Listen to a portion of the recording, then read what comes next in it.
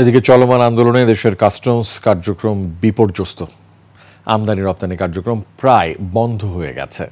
চট্টগ্রাম সমুদ্র বন্দর, বেনাপোল, হিলি, বাংলাবান্ধা, আখাউড়া সহ সব স্থলবন্দরে কাস্টমস হাউস ও শুল্ক স্টেশনগুলো হয়ে পড়েছে স্থবির। প্রতিনিধিদের তথ্য ছবিতে ডেস্ক রিপোর্ট।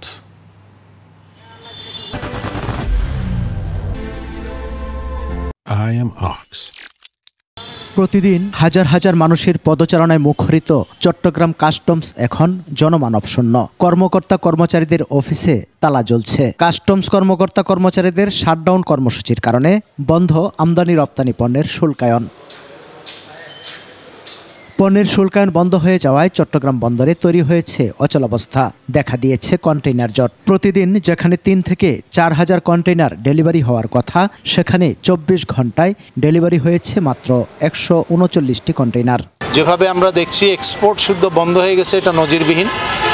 আমরা প্রত্যাশা করব যে বিবদমান সব পক্ষ মিলে বসে এটা সমাধান করবেন। চট্টগ্রাম কাস্টম হাউস কখনো বন্ধ হতে পারবে না, কারণ এটি অর্থনীতির প্রাণ সঞ্চার এবং এটির গতি থাকলে বাংলাদেশের গতি থাকবে। আমদানি রপ্তানি পণ্যের শুল্কায়ন বন্ধের ঘটনাকে নজিরবিহীন বলছেন ব্যবসায়ীরা।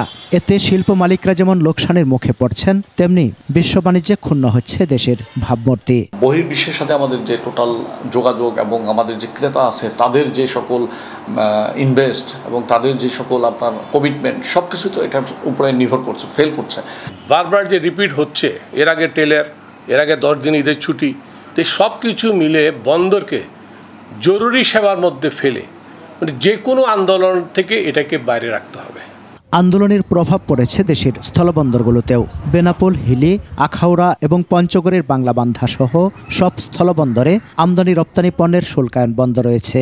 আমরা বিরাট একটা ক্ষতির সম্মুখীন হচ্ছি। বিশেষ করে আমাদের শ্রমিক আছে, আমরা কাস্টম সিএনডেল আছি, আমদানি রপ্তানি কারক আনছি এবং মাছ রপ্তানি করতে পারছি না এবং পেরিশেবল গোশ রপ্তানি করতে পারছি না। তবে ইমিগ্রেশন চেকপোস্ট দিয়ে পাসপোর্ট যাত্রী পারাপার স্বাভাবিক রয়েছে। সমর ইসলাম, ডেস্ক রিপোর্ট, ২১ টেলিভিশন।